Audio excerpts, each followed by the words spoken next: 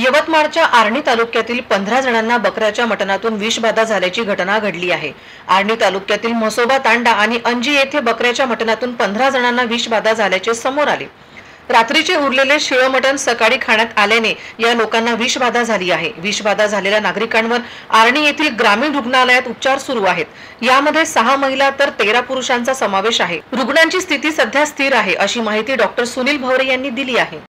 ग्रामीण रुग्णालय आर्णी येथे आज दिनांक 22 मेला साधारणतः दुपारी 2 वाजता म्हसोबा तांडा येथील 15 रुग्ण या ठिकाणी विषबाधामुळे भरती झालेले असून सध्या रुग्णांची परिस्थिती स्थिर असून तब्येत सध्या सुधारत आहे।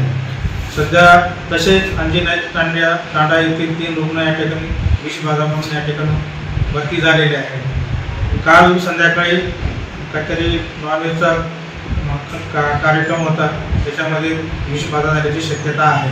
सध्या रुग्णांची उपचार चालू असून रुग्ण सध्या स्थिर आहे।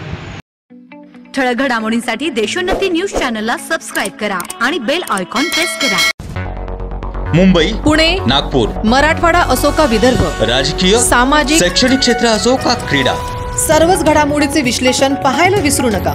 फक्त देशोन्नती न्यूजवर।